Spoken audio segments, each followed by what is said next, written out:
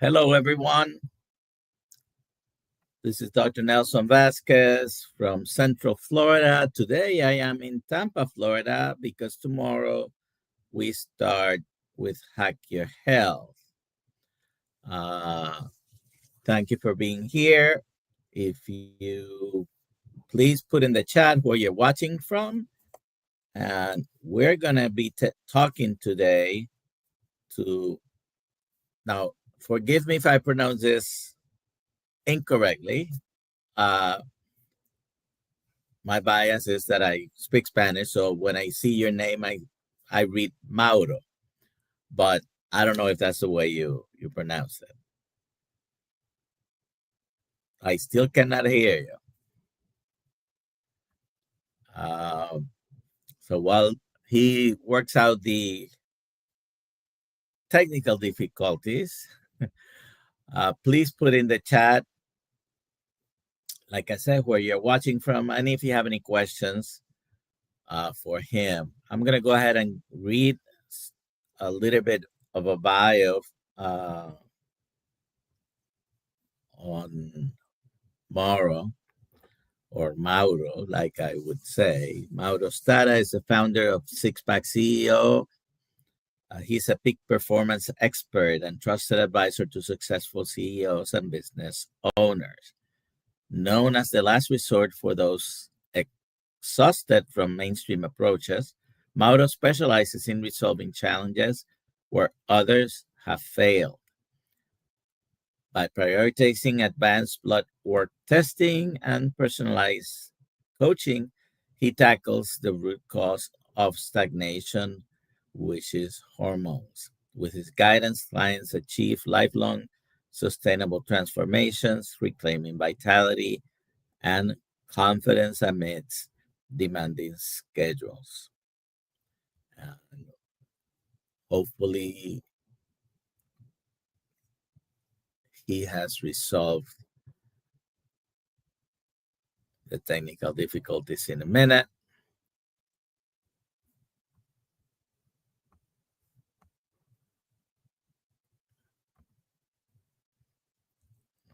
Okay, let's see.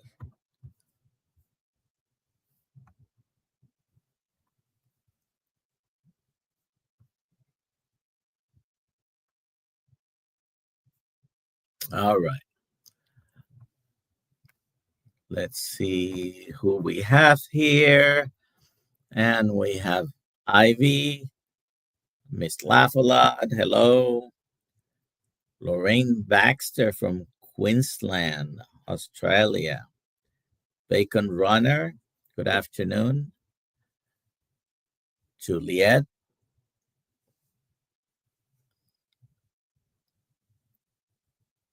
Don't quite see this name here. Oh, Brian. All righty. Granny Boo, hello. How are you?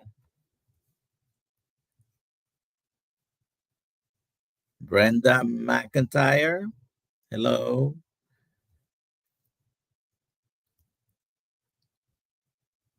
Carnivore Farm Mom. All righty. Roxanne Friend. Booby Goats. How are you, Aaron? Let's see. Brian is asking, how was my drive to Tampa? It was very good. Thank you. We are already in the hotel. And we'll see you. Whoever's going to be here tomorrow in Tampa for Hack Your Health, we'll see you then. Okay.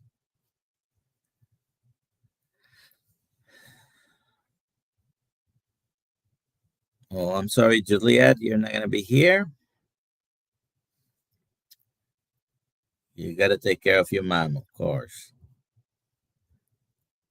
Hello, Tom, Anthony.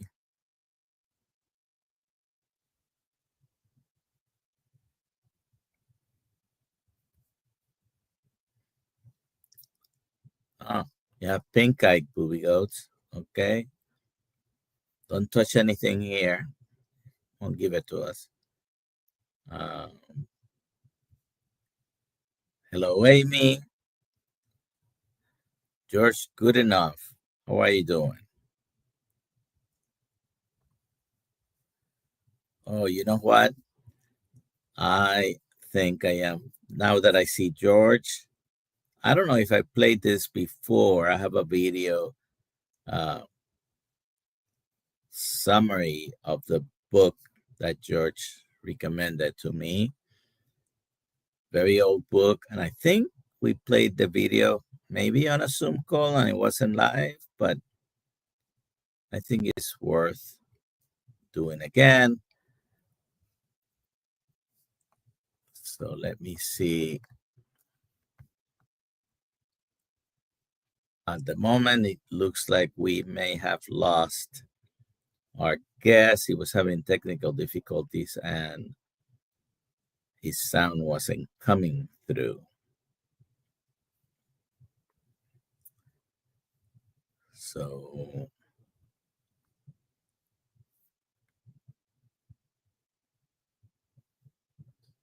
let me see if I can find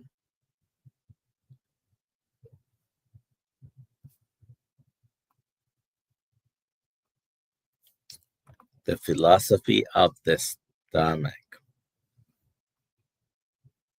Okay. So, yeah, we don't have our guest still. Brian, we're going to hopefully be taking pictures. We do have a videographer, KiltzHealth us, and he's going to be there taking video. So you'll be seeing over the next few days and probably a few weeks some video from the event. He's going to be following Dr. Kiltz and having him talk to people. I'll probably do some interviews.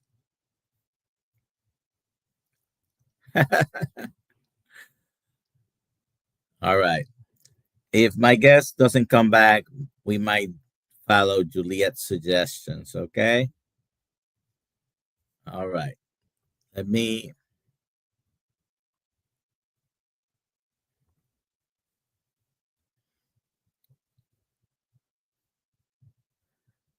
Bernard Moncrief wrote a book, The Philosophy of the Stomach, mid 19th century, 1856, I believe.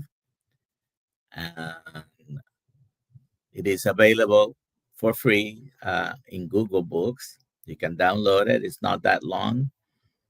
And I have a video summary on the book. So let me see if we can show it.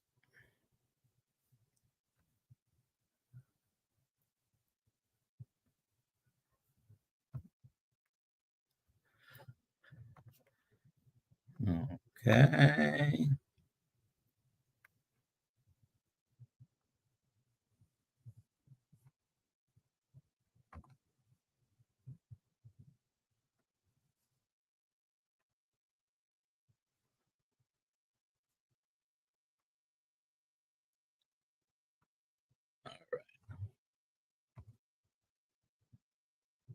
Okay, let's dive into something pretty wild today.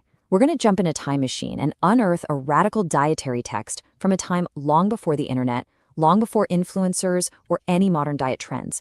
What we're looking at is this fascinating piece of history that, you'll see, is an incredibly powerful precursor to the conversations we're having right now around keto and carnivore lifestyles. So, right out of the gate, this was the bold claim on the title page of a book from the mid-19th century. I mean, just look at the confidence of that statement. It's not a suggestion, it's not a, hey, you might want to try this. It's presented as a fundamental truth, a whole philosophy for human health. And the man behind this incredible declaration? Bernard Moncrief. And get this wasn't written on some blog last year. This was published all the way back in 1856. So who on earth was this guy? And what could possibly drive him to conduct such an incredible personal experiment? Let's find out. So, what would make a man in the 1850s adopt such an extreme diet? Well, as you can see, it was really a 1-2 punch. His deep, deep frustration with the medical science of his day, and the discovery of a very unlikely hero. Moncrief looked at the field of physiology and just saw a chaos of different opinions. He'd read the scientific literature, and all he found were endless debates and contradictions. What seemed to be a solid fact one day was completely overturned the next. Sound familiar at all? Yeah, I thought so. He just felt that academics were stuck in their ivory towers, endlessly theorizing, but failing to produce any practical, reliable knowledge for actually preserving health. He was just done. Done with the noise, done with the conflicting expert opinions. He wanted something real, something he could prove for himself. And amidst all this scientific chaos, Moncrief found his inspiration. And it wasn't in some contemporary scientist, nope. It was in the story of a man who had lived 300 years earlier, Louis Cornaro. Now, Cornaro's story was just this incredible tale of radical self-transformation through diet. Cornaro's example was just a lightning bolt for Moncrief. Reaching the incredible age of 100 after nearly dying in his 30s, this became his guiding light. It was proof, hard proof, that an individual could take control of their own health through diet alone, completely bypassing the confusing theories of the so-called experts. All right, so inspired by Cornaro and totally fed up with theory, Moncrief decided to conduct what we would now call a powerful N of 1 experiment. And the only subject he could truly trust? Himself. His method was as simple as it was extreme. For 6 straight months, he would live exclusively on plain milk. That's it. No sugar, no salt, not a single condiment. His goal was to completely naturalize his sense of taste, to wipe the slate clean and finally discover what his body truly wanted, not what a lifetime of habit told him it wanted. And the results he recorded were, well, they were profound. He didn't just survive on this diet, he absolutely thrived. He wrote about this dramatic surge in physical energy and mental clarity, feeling a joy and movement that he hadn't experienced since he was a little kid. And the physical transformation he documented was just remarkable. He lost about 20 pounds of what he called superfluous fat. Great term, by the way. His complexion became clear and youthful, and his energy just surged. He said he felt as if this heavy physical load had literally been lifted from his body. But maybe the most fascinating outcome of his entire experiment, the part that really formed the core of his new philosophy, was the complete and total transformation of his palate. So after 6 months on nothing but milk, he decided to try the foods and drinks he once loved, and the result was just shocking. Fine wines, coffee, sugar, spices, even things like bread and fruit, he found them all completely repulsive. The only things that tasted truly good to his new regenerated senses were plain meat and plain milk. That's it. This personal revelation, well, it wasn't just some quirky little curiosity for him. Oh no, this became the absolute foundation for his philosophy of the stomach, a bold, sweeping argument for the superiority of an exclusively animal-based diet for all of humanity. And he didn't just use words to make his case. He wanted people to see it. He actually included a visual aid in his book, this engraving comparing the physique of a man on the standard mixed diet to one on his proposed animal diet. Now, his theory here, while it might sound pretty strange to our modern ears, was that the animal diet actually reduced the size and the burden of the abdominal organs by a full third. And this, he argued, allowed the lungs to expand more fully, leading to way more vitality, energy, and overall health. So his whole philosophy, it really rested on these core pillars. He believed, number 1, that animal food was simply the most digestible fuel. 2, he saw condiments as harmful stimulants that just trick you into overeating. 3, he argued that our teeth are literally designed for meat. And finally, that true health comes from nourishing the body with the smallest, most potent quantity of food possible. Less is more. And this right here, this was Moncrief's personal motto. It was the driving force behind his entire project. For him, the chaos of scientific opinion was just noise, just static. His own 6-month, deeply personal experiment, that was the one fact that mattered. That was the single fact that outweighed all the competing theories of his day. Moncrief's journey is just this powerful, historical example of what we now call an N of one experiment. And for us, as current or future health coaches, it really brings up a crucial question we face every single day. In a world that is saturated with large-scale studies and population data, what's the role of deep, personal experience? How do we balance the power of individual stories, these incredible stories like Moncrief's, with the need for broader scientific data? It's an absolutely vital question to consider as we guide others on their own unique health journeys. All righty. George, if you're still here, please come in. I'm going to post the link here.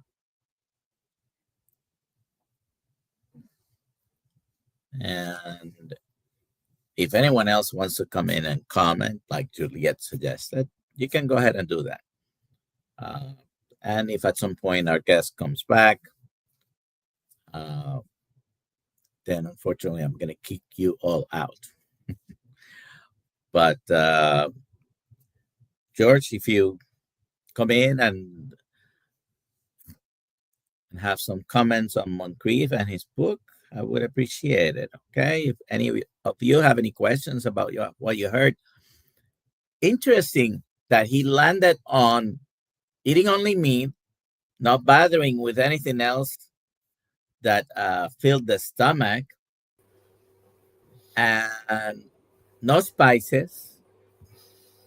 I don't think he even used salt, by the way, but he landed on eating meat, no vegetables, no spices, because the spices he suggested trick you into eating more flavor, right? And this is what ultra processed food manufacturers do today. They find that flavor that it's addicting to have you consume more and more and more. Now, what do you think, George? Yeah, I was very interested to find it. It was really quite a simple find because I just wanted to know about the history of the carnivore diet. Because obviously we know that it was Sean Baker back in 2016-17 who wrote the book, The Carnivore Diet. But I thought there's got to be a longer history to it than that. Where did it all come from? And so I put it quite simply into one of these search engines, History of the Carnivore Diet. And it was actually we're brothers in caps again. Dr. Nelson, well done, excellent. So it came up actually on good old Wikipedia, and one of the first names he got mentioned was, in fact, Bernard Moncrief, and his book, The Philosophy of the Stomach. So that was my start point, and it was really quite simple after that. And I found I then put Bernard Moncrief book into that same search engine, and up came a website I think called Metrition or something like that. Anyway, you caught me by surprise here, obviously. I really needed to re-research this, but then it had it in PDF form on there, and it had a great overview. Now, at the moment, I am struggling for time, so I haven't actually had a chance to read the book itself, but I read the overview and basically was very grateful to you for being able to put together some coaching stuff. And Juliet's asked me, did I mention the guy Luigi, whatever his name was, now I can't remember, but the Italian nobleman. I think they called him Lewis on the video, but I think his actual real name was Luigi. Lewis is an anglicization of Luigi. It was Cantone. Yeah, I think it's Vernaro, is it? Yeah, so yeah, Vernaro. Yeah, was it? Yeah, Cantani was a guy from the 1870s. Oh, we'll talk about it actually. So you find that interesting that 170 years almost ago, he points out a few things that I think are interesting to me. He talks about the decreasing of his abdomen by a third. So 33% weight loss, or of what I have to assume is visceral fat. The guy lost a third of his waist basically visceral fast, and he started with the milk only for 6 months, and then went on to eat meat, and he wasn't eating any plants or any spices. And this is 170 years ago, and he found many benefits It's for very the true. diet, right? I mean, the thing is that obviously we found the same today, because I was up at the Armistice Day parade, the what you call Veterans Day, on the 11th, and I met a guy that I was talking to there, and my brother was he was a friend of my brother's, and he is quite a severe epileptic, and he'd never heard of the ketogenic diet. And my brother said, "Oh, you should have seen George 3 years ago. He had a huge belly, and now he has a hollow belly," is the actual description. So clearly, the question is: have I just lost visceral fat, or have my, have I actually shrunk my intestine at the same time? And I'm going to just put up the before and after photographs there. I think that's quite clear on screen. Well, that's two different people. No, it wasn't. I'm afraid that was me actually in August 2019. That was at my cousin's 70th birthday celebration in 2019. You look great, George. You look and great. The other one, the after, was in August of this year. So there is 6 years difference there. But having said that, I didn't start this journey until March of 2022. So I started this journey at 293 pounds, which is pretty much what you saw me there in 2019. And then I am now, I was there, I think, about 170 pounds. I put on a couple of pounds since, but I'm not concerned about that, because we know that we fluctuate quite a lot. So yeah, it's I was a classic case of what happened there. I actually lost 42% of my body weight. So that was even more remarkable. So yeah, hopefully that is the case. Now, the really sad thing about Bernard Moncreiff that we didn't cover there was the fact that he committed suicide at the age of 37. He wrote the book when he was 35. I think he published it on the 1st of January of 1856. But he killed himself on the December the 28th of 1859 because he'd completely run out of money. He had no profession. He wasn't a doctor or a scientist. He was a bookkeeper, but he had no work. And he was reduced to trying to survive on bread, potatoes, and sugar water. And it made him so miserable and so depressed that he borrowed some money, went out and bought some what they called laudanum back in those days. I think it's chloroform, and used it to commit suicide in his rented lodgings. He left a very detailed suicide note in which he apologized to his landlady and left her all his possessions because he couldn't afford to pay her anything. But he said it was the diet that he was being forced to subsist on, which was potatoes, bread, and sugar water, that had caused him such misery. And he had no heat either, and this was in the depths of winter. So he was a massive loss to us because he didn't have a chance to really carry through with the book. He died too young. Had he carried on, it's possible he might have actually sort of picked up some followers, as indeed in the next decade William Banting did over in the UK, because he actually was able to publish his book or his pamphlet 3 times, whereas poor old Bernard only published it once and then died very shortly afterwards and was really lost to history, to be perfectly honest with you. But very sad. And basically, we do know that a lot of people do get more depressed and anxious and mental illnesses when their diet is all carbohydrate. I don't know if that played into it. Probably did. Now, so on the other side, what do you think about eating a lot of meat? We keep hearing, for 60, 70 years or longer that it's going to increase your chances of dying, that it's going to cause inflammation, that it causes all kinds of cancer. Okay. What do you think about that, George? Yeah, I think it was politically driven by Ansel Keys, not necessarily originally, but certainly he was one of the main proponents of his diet heart hypothesis. He was Man of the Year in 1961. Now, the real key date here was 1955, when the heart attacks were starting to become a major factor in death in the United States. And the real frightener was the Eisenhower's, the President Eisenhower's. Was it Roosevelt? Sorry, was it Roosevelt or Eisenhower? I think it was FDR. Eisenhower. I believe it was Eisenhower. Oh, it was Eisenhower. Okay, yeah.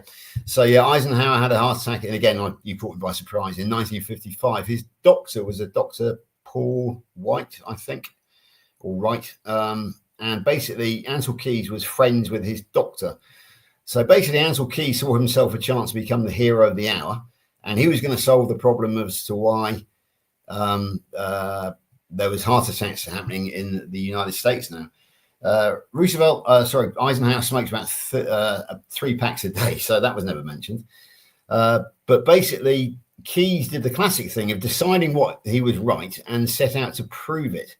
Instead of sort of thinking there was any other possibility, he fixed on a target, and it didn't matter to him what he did to actually achieve that target. So what he actually did was fraud.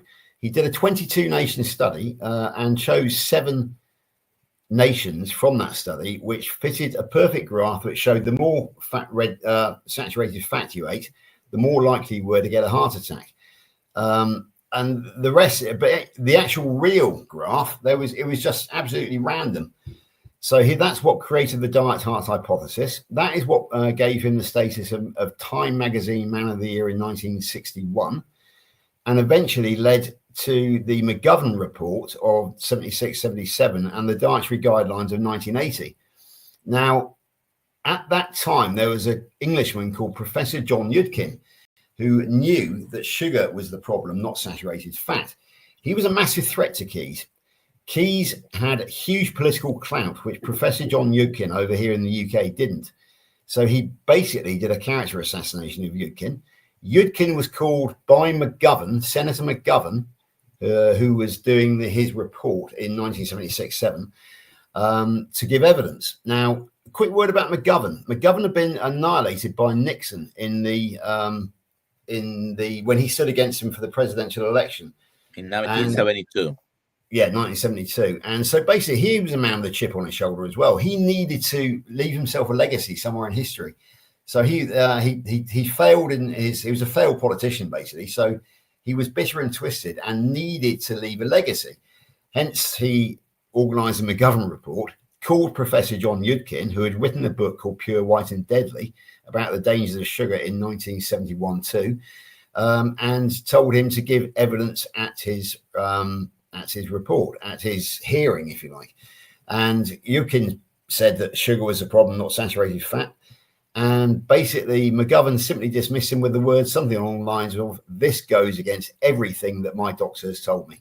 And that was as far as Yudkin got at that hearing. However, there was no strong evidence of any of that. It was just, no, we think it's this way, so let's do it this way. Yeah. There was actually sorry, Dr. Nelson, there was some strong evidence actually, which was totally ignored. You're going to know what I'm talking about. The Minnesota coronary experiment.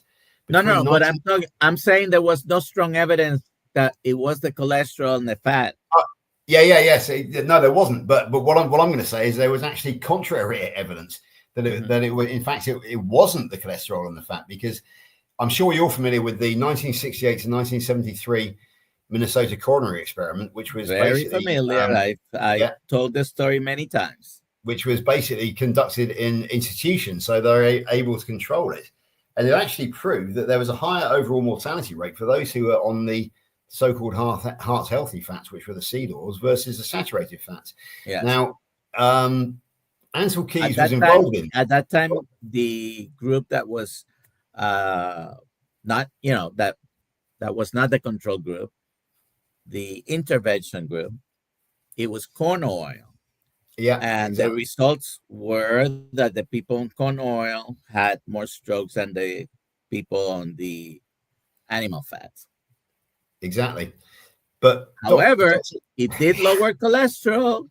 Yes, it did. Yes, with the result of increased strokes. So, Dr. Nelson, do you want to tell the story of what Ansel Keys' involvement in that and what happened to that report? Well, first of all, Ansel Keys was the principal investigator, but after the study was finished and they analyzed the data, he took his name off. the report. And the report was not published. Now, have found like 2 different dates, but the report wasn't published until the 2000s. I don't know if it was 2009 or 2015, but I think it was finally came to light. 2015. And definitely, hey, you can't call it anything else but a cover-up, you would think, although not all studies are ever published. There are many studies that don't prove the theory of the investigators, and they end up not being published. There's nothing illegal about that. No, exactly. Dr. Nelson, can you tell me which library it was found in? No, I that detail I do not know. Yeah, I'm making a bit of a joke here because it was actually found in the cellar of the son of Ivan Frantz, who was left carrying the baby because Ansel Keys took his name off it and left his co-conspirator Ivan Frantz in charge. So I did know the son of the other investigator, because Ansel Keys no longer appeared named on the report. Hello, DC. How are you doing? Good. I see we're talking about conspiracy theories today. A little bit. We're talking about facts, DC. Yeah. I want to play, and I was mentioning the red meat and all the problems that supposedly causes. So this is based on a study it's not a new study, from 20 years ago. I am going to play this, okay? And let me see. I'm going to bring it up here. And I'm going to play this, and then we can comment on that, okay? And this lasts about 6.5 minutes. All right, welcome to The Explainer. Today, we're going to tear into a massive new scientific study, one that really throws a wrench into a huge controversial belief in nutrition. So let's just get right to it. Is eating animal protein actually risky for your long-term health? I mean, this is the question, right? It hangs over everything. And look, if you're doing anything like low carb, keto, or carnivore, you have definitely heard the warnings. But what does the long-term data really say? Well, a huge new analysis might just have the answer we've been looking for. Okay, so let's set the stage here. To really get why this new research is such a big deal, you kind of have to understand the battlefield it's walking onto. For years, there's been this huge ongoing debate about where we should get our protein from. And this right here, this is the core conflict. It's like a nutritional tug of war.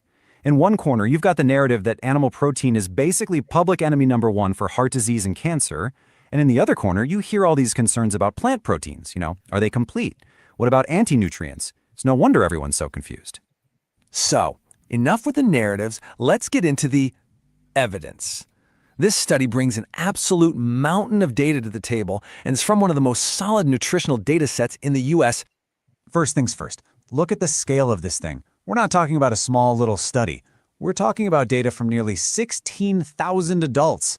A sample size that big, that gives the findings some serious weight. And where did this data come from? Well, it's from an incredibly credible source, the National Health and Nutrition Examination Survey, which everyone just calls NHANES. Think of it as this massive, long-term project run by the CDC. Their whole job is to figure out what Americans are actually eating and how healthy they are. It's the gold standard for this kind of info. So here's the really clever part. The researchers took all this super detailed health and diet data from way back between 1988 and 1994. Then they basically hit fast forward, jumping ahead to 2006 to check mortality records, who had passed away and from what. This lets them connect the dots over the long term and look for patterns between diet and, well, death. All right, now for the main event. Let's dive into the core findings. This is where we get to the heart of it all. Does the source of your protein, animal versus plant, actually predict your risk of dying? Let's see. First up, the big one, all-cause mortality. That's just a fancy way of saying your risk of dying from any cause. It's the broadest, and you could argue the most important measure we have. Okay, look at this table. The key number here is the hazard ratio. Just think of it like this. A score of 1.0 means no effect at all. It's neutral. And what do we see? Animal protein is at 0.99, plant protein is at 1.02. I mean, you can't get much closer to 1.0 than that. The bottom line, absolutely no link between protein source and your overall risk of death. Flat. Okay, but what about heart disease, right? That's the big boogeyman. That's the main reason people following a meat-heavy diet get so much flack. So what did the data show for cardiovascular mortality? Well, take a look. It's practically a carbon copy of the last slide. The hazard ratios for both animal and plant protein are just floating right around that neutral 1.0 mark. The conclusion is just crystal clear. In this massive data set, there was zero association between the type of protein people ate and their risk of dying from heart disease. None. But wait, the story isn't over. Because when the researchers drilled down specifically into cancer mortality, they found something that might just flip the script on the whole conversation. Get this, the crucial takeaway here is that a higher intake of animal protein was actually linked with a slightly lower risk of dying from cancer. The hazard ratio was 0.95. Now, it's a mild effect for sure, but the point is, it points in the exact opposite direction of what the mainstream narrative would have you believe. So the researchers didn't stop there. They decided to investigate one of the most popular theories out there, the supposed biological mechanism for why animal protein is meant to be so bad for us. You've probably heard of this one. The theory is that eating animal protein jacks up a hormone called IGF-1. And then, high levels of IGF-1 are supposed to increase your risk of, dying. It sounds plausible, right? It's a neat little story. So the researchers said, okay, let's check the data and see if it's true. And the answer? A resounding nope. In this massive data set, there was zero link between a person's actual IGF-1 levels and their risk of dying from anything. Not all causes, not heart disease, and not cancer. So that whole popular theory, it just didn't hold up in the face of real-world data. Okay, so after all of that, what does this all mean? What's the big picture here? I think the best way to sum it up is to just use the researchers' own words, straight from their conclusion. They state it as clearly as possible. Their data does not support the idea that where you get your protein from is linked to a higher risk of death. And they even add that animal protein might be a little bit protective when it comes to cancer. Now, in the spirit of full transparency, we always have to look at the funding and potential conflicts of interest. The authors here do disclose consulting work and grants from various groups in the food industry, including dairy councils. That's just important context to have with any scientific paper. It's part of doing your homework so you can weigh the evidence for yourself. So let's just boil this whole thing down to the key takeaways. 1, in a huge data set of almost 16,000 people, there was no link between protein source and dying from all causes or heart disease. 2, animal protein actually showed a slight protective effect against cancer death. 3, that whole IGF-1 theory that gets thrown around, this data didn't support it. The bottom line, for anyone out there who's constantly told that their high-protein, animal-based diet is dangerous, these findings are a pretty powerful counterargument. And that leaves us with one last really important thought. If a massive study like this suggests that the whole animal versus plant protein war isn't the deciding factor for mortality, then maybe, just maybe, we've been focusing on the wrong thing all along. What if things like food quality, how processed our food is, or our overall dietary pattern matter way more than this one single debate? Now that's something to chew on. Okay. Well, I'm a little bit surprised, actually. I'm not by the way, about meat. that study was published this year, but it's from reviewing all data that had been available for many years, because the study was conducted and tracked during the 1990s, right? Sorry, DC, you were saying. No, I'm not surprised by the meat side of it, but plant proteins, the bioavailability is the problem there. What are you going to really get out of plant protein? Nothing really, are you? So, how long was this study done over? It was.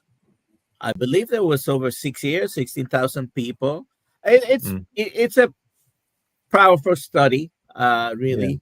Yeah. The key points there are that, number one, it's not true that you'll die more, you'll have higher mortality if you eat meat. In fact, maybe there was a little bit of a protective effect against cancer. Exactly. No difference with heart disease, and no difference really in all-cause mortality, just between eating. Now, I am pretty sure that that study did not include pure carnivores, right? It Yeah. was just people who ate meat, okay? And I don't know I do have the study, and I quickly read over it once, but it's still interesting. A lot The of people, uh, the people sourcing proteins from plants, though, were they only eating plants as well? I don't know the details of That's the of problem with nutritional science or nutritional studies, is that of course. but that's, you get that in everything though too. But there were a couple of good studies that came out And last this year as study was well, talking about sponsored. fatty acids. Sorry, Dave. And this study was sponsored by the milk industry, by the way. Yeah, yeah, yeah. So yeah, I mean, like, If you have any I mean, you're questions, always put going them to in the find chat, holes please. in these things. Yeah, but it's interesting. It's very interesting. Yeah. Yeah, I mean, there the thing is, were a look couple of if we look at the date stocks analysis, and as you say, there can't have been that many actual carnivores on it, because let's face it, the only two which I know off the top of my head is our very own Rick and Maggie White, who I know were actually carnivore during that time. There's probably one or two others I'm out there pretty as sure well. there are a lot of people, thousands, if not, who knows, if millions, that ate or eat on mostly meat, right? Yeah. Of course, it's been in the past 10 years that the whole carnivore thing has exploded. And it wasn't even called carnivore until Dr. Baker coined the term with his book, The Carnivore Diet.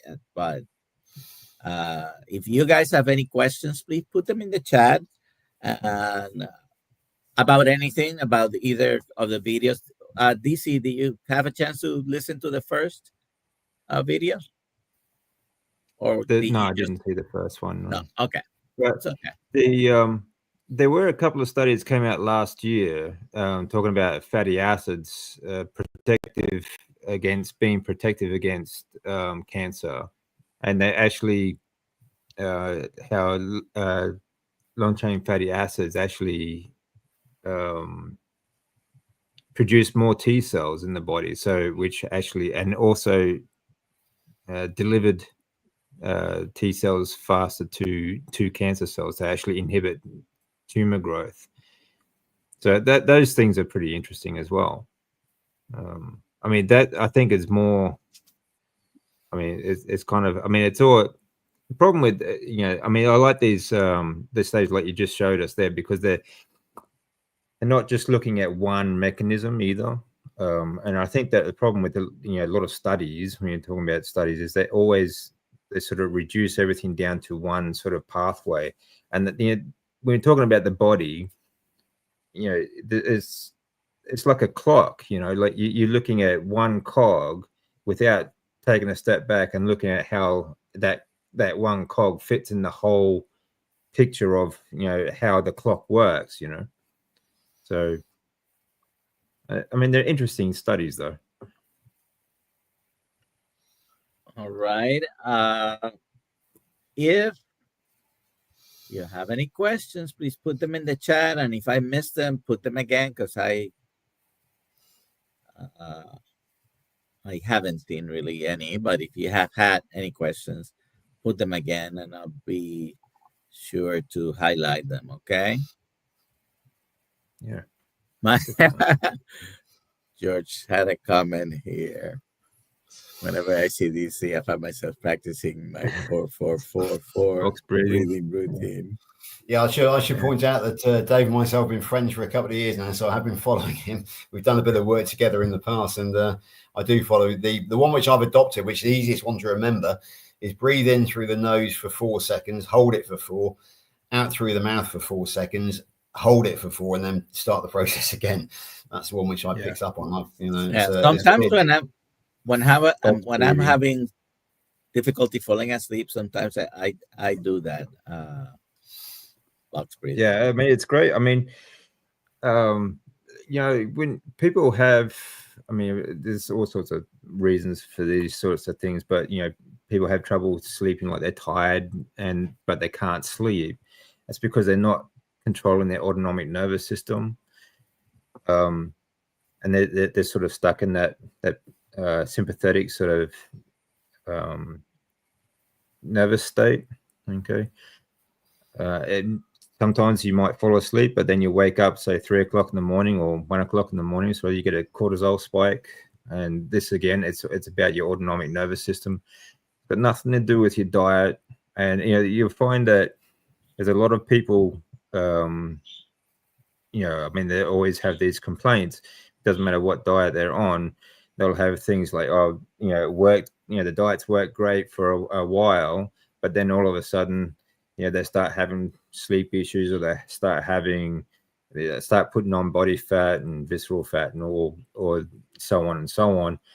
But it's got nothing to do with their diet. And the fact is they're not controlling their autonomic nervous system, and they're sort of stuck in that anxiety or sort of warrior state that I call it a warrior state, because it's your sympathetic nervous system, or your ANS, autonomic nervous system. You can be broken up into three parts, via the polyvagal theory, where you're in that fight or flight.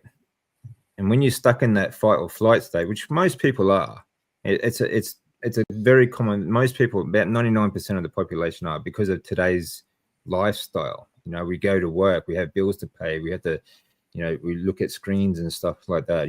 All of these things affect our nervous system, and it can be music as well. Will do the same thing. But when you're stuck in that state, you got, like I said, it's fight or flight. That's kind of like the warrior or sort of state as well. But when you're stuck there, you're also breeding anxiety and you find it difficult to focus and concentrate and things like that. But then if you're always in that state and it just keeps compounding, then you sort of get into the ventral vagal state, the dorsal vagal state, and you get into depression and shutdown, and you just don't want to do anything, But our natural relaxed state is the ventral vagal state. That's where we rest and digest. And the difference between being in that state and like being in the like fight or flight state, you're not absorbing half of your diet, the nutrients, for a start. So I mean, it makes a very big difference to how when you eat, your timing on your autonomic nervous system to when you're in fight or flight sort of thing. It can mean a difference of 50% of your nutrients. That's a huge difference. So these are pretty important things. Absolutely. Louis, I see that you're here. Are you done setting up? Louis is here in Tampa also for Hack Your Health. And I believe he was helping Alia set up the booth. But I see that he's here, and he might still be there, but let me know. Bacon Runner, I think his message was to reduce the amount of running, maybe not stop running altogether. Depends on what do you think about this, Dave? What are your goals? So Dave, Bacon Runner keeps losing weight, she says. I don't know how much, but she wants to stop losing weight. What do you think? Yeah, I mean, this could be or again, your autonomic nervous system as well. I mean, if you're on the carnivore diet, for example, I'm assuming you're a long distance runner. That's what you're talking about, running. Yeah. I mean, it's Donna Ray is, yeah. Okay, so I mean, my point of view is kind of different on this now. But I mean, I used to do a lot of long distance running myself. I used to run 100 kilometers a week, right? On average. Yeah, I've done marathons and all sorts of stuff as well. But I wouldn't do that anymore because honestly, we are sprinters or walkers, and that's pretty much it. However, if you are finding yourself losing too much weight, you are either not eating enough food, and it could be a combination of that and the fact that you're not controlling your autonomic nervous system. So when you do eat, you're actually not absorbing as much as you could be from your food anyway. So even if you are eating enough food, you may only be absorbing like half of the nutrients, so to speak. All right. So that could be a problem as well, especially, when people eat immediately after training. When you have just finished, like when you've been to the gym or you just finished your run or so on, you're in that warrior mindset, nervous system. Okay, that fight or flight, okay, state of nervous system. And when you eat in that state, you're just not going to absorb what you get from your food. It's just going to go straight through you. It's kind of like, because your autonomic nervous system controls your digestive system, your stomach, and so on. It kind of like it's in a paralysis mode. So most of it just goes straight through you. So these are things you need to think about. Okay, so meal timing, everything is run on a clock in your body. That's why I think of it as a clock. That's why we talk about circadian biology. Your hormones start in the morning and they progress throughout the day as we go through the day, sort of thing. But you need to get your autonomic nervous system on a timer as well. Okay, so when to be in that fight or flight, when to be in that warrior mode, and when to get into that philosopher mode, in the rest and digest mode. Okay. So things like, there are other things you can do as well, that stimulate these things. You can also train your autonomic nervous system to cope with more stresses.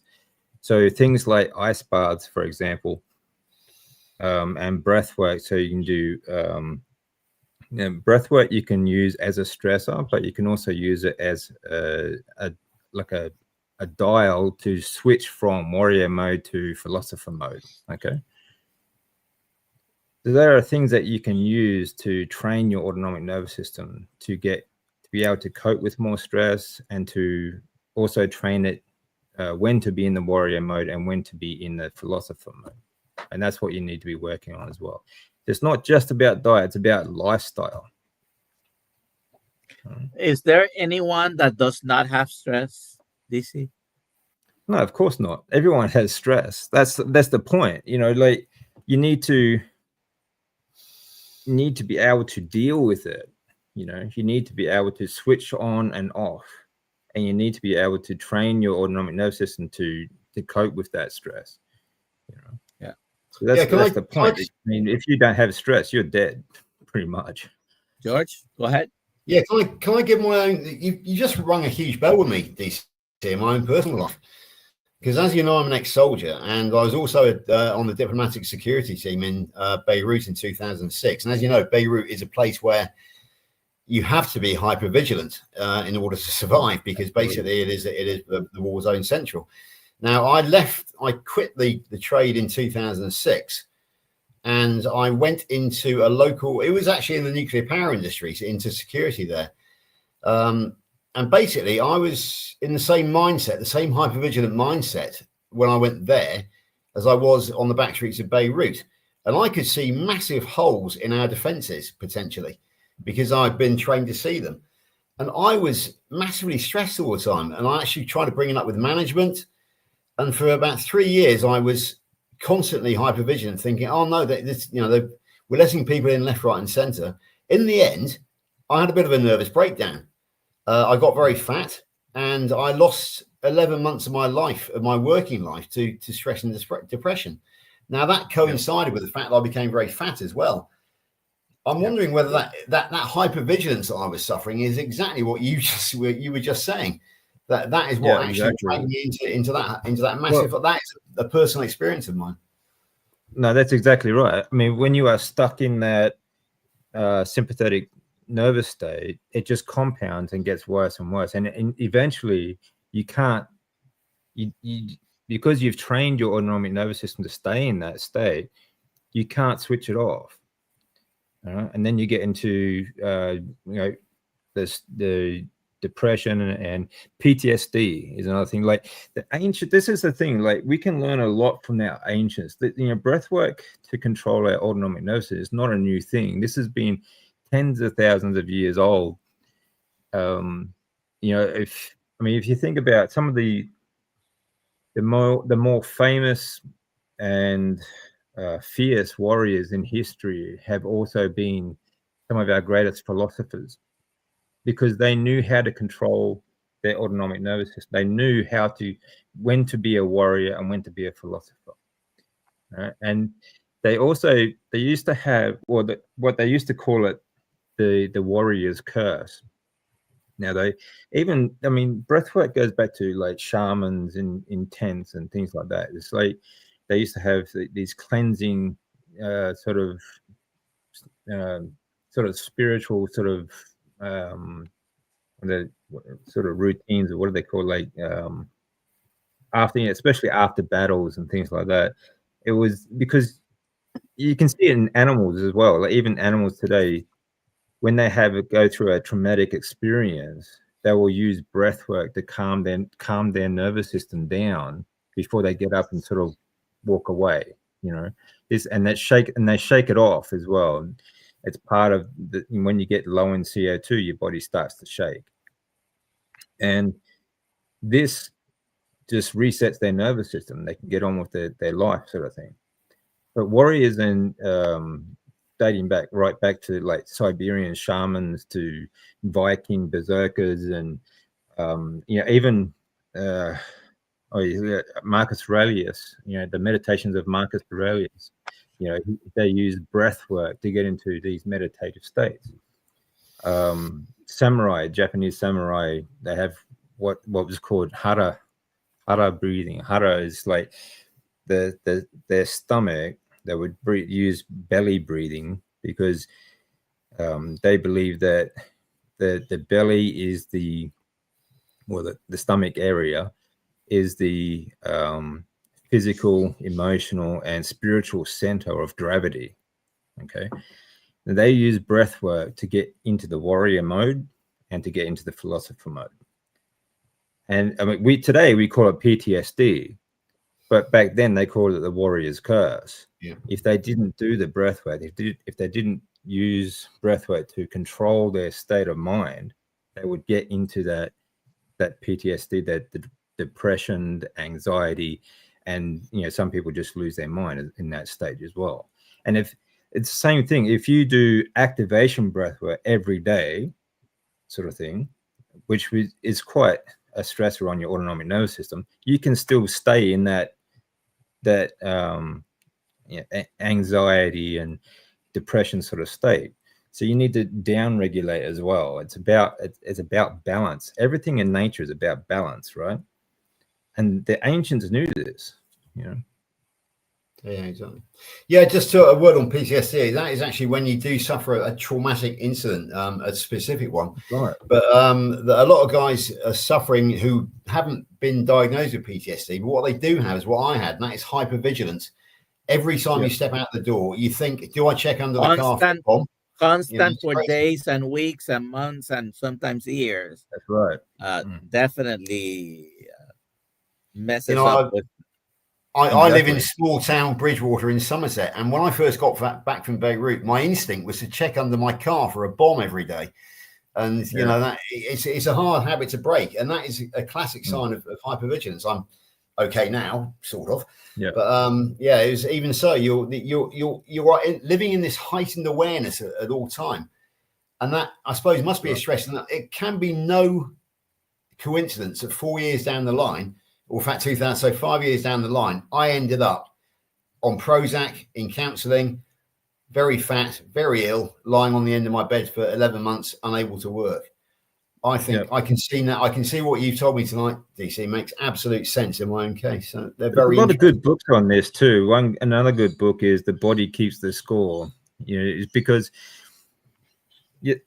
we're talking about activating the vagus nerve, right? And that is connected to everything in your body, like your skin, your organs, all of your major organs. Okay, and when your body is in that constant tension, you're going to activate. It's sort of like rebounds as well. So it's going to keep you in that into that in that anxiety sort of state as well, and it's going to elevate your heart rate, your blood pressure. Like I said, your rest and digest mode is non-existent. You're not going to be digesting or absorbing nutrients from your food. You're going to get all kinds of. I mean, this is a huge, health impact. It will ruin your organs as well. So, this is another good reason for heart disease and things like that as well. It's absolutely nothing to do with your diet. It's all about your nervous system. Looking back on it, DC, that was also the time when my athlete's foot was at its worst, and it was also the time when I was suffering migraines, whichever way you want, and I ended up on a drug called Sumatra. Well, it's all kind of making sense. Migraines are caused, migraines and headaches are also simply caused by low CO2 levels as well, because CO2 and nitric oxide are both vasodilators, but CO2 is also the signaling molecule for oxygen to be delivered to your cells. And if you've got vasorestriction because of low CO2, plus you've got the red blood cells hanging on to the oxygen instead of delivering to the cells, that's a cause of headaches, also muscle cramps and other reasons. Thank you, guys. Thank you, Dr. George. Nelson. Thank you, DC, for being my impromptu guest today. No problem. The person we had scheduled had some technical difficulties, and his sound wasn't coming through. He was able to, we saw him on screen, but we couldn't hear him. So we're going to try to reschedule him again. He's a peak performance coach, and I think will be good to hear him. It's already past the top of the hour.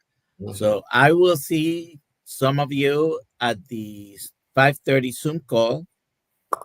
Today's Thursday, and whoever is here at Hack Your Health, we'll see you tomorrow and throughout the weekend. Please come to our booth and come to our dinner tomorrow. It's going to be a great event. Okay? Right. And take care, everyone. If you're here in Tampa, then tomorrow you'll meet my wife. I'd love to be there. You don't see her. So would I, but it's sitting, a bit far for us, DC. She's sitting right behind me, and I call her my hermetic stress. Hormetic stress. Hormetic stress, yeah, for sure. Yeah. All right. Thank you, everybody, for being here. We'll see you at 5:30, and tomorrow at 6 a.m. We'll be with you again. Okay. Thank you very much. All right.